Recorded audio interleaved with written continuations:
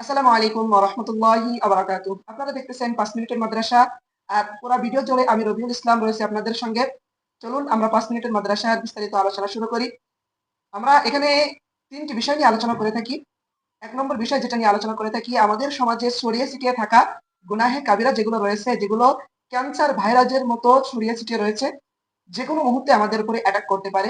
এই ধরনের গুনাহ নিয়ে ২য় নম্বর বিষয় যেটা নিয়ে আলোচনা করে থাকি, একটি মাত্র গুনাহ কিভাবে আমাদের দুনিয়া আখিরাত উভয়টা ধ্বংস করে দেয় এবং আল্লাহ তাআলার ইবাদত বন্দিগি কিভাবে আমাদেরকে দুনিয়া এবং আখিরাত উভয় স্থানে সফল কাম করে। তো চলুন দেরি না করে এখনই শুরু করি আমাদের বিস্তারিত আলোচনা।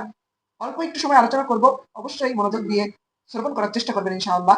আল্লাহ পাক রব্বুল আলামিন পবিত্র কালাম নাজিল করেছেন মানুষের হিদায়াতের জন্য। এই কোরআনের ভিতরে আল্লাহ পাক রব্বুল আলামিন ইরশাদ করেছেন, ওয়ালা তাজাসসু, তোমরা একে অপরের দোষ খুঁজে বেরিও না, প্রকাশ করো না। আল্লাহ পাক রব্বুল আলামিন এখানে আমাদেরকে নিষেধ করেছেন। আর এই আয়াতের পরিপ্রেক্ষিতে রাসূল আকরাম সাল্লাল্লাহু আলাইহি ওয়াসাল্লাম তিনিও আমাদেরকে সতর্ক করেছেন এই বলে, মান সাতারা মুসলিমান সাতারাল্লাহু ইয়াউমাল কিয়ামা, যে ব্যক্তি একজন মুসলমানের দোষ গোপন রাখবে, কাল কিয়ামতের ময়দানে আল্লাহ পাক রব্বুল আলামিনও তার দোষ গোপন করবেন।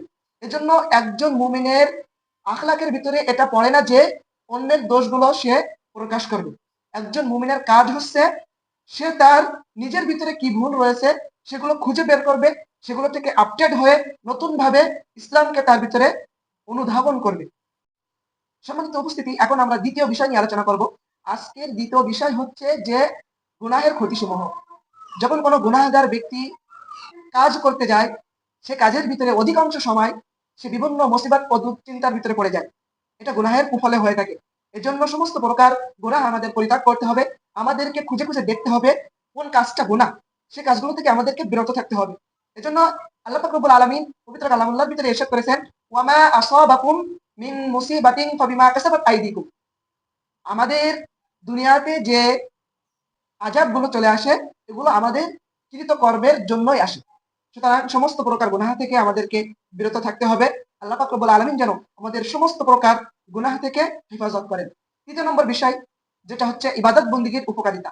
আমরা যদি ইবাদত বন্দিগি বেশি বেশি করি তাহলে আমাদের কি লাভ হবে এ বিষয়ে আমরা এখন জানব। সম্মানিত উপস্থিতি, নেক আমলের বিষয় জানতে হলে আমাদের সর্বপ্রথম কোরআনের দিকে লক্ষ্য করতে হবে।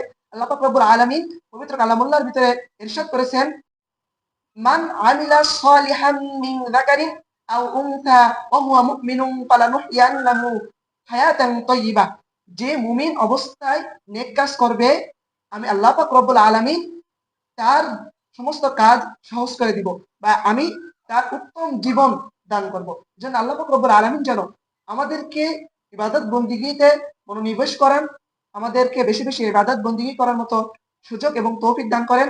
এজন্য আমরা আল্লাহ পাক রব্বুল আলামিনের নিকটে সর্বাবস্থায় দোয়া করতে থাকবো। সম্মানিত উপস্থিতি, একটি কথা না বললেই নয়, আমি আমার পক্ষ থেকে আপনাদের নিকটে এই বার্তাগুলো পৌঁছাই দিলাম।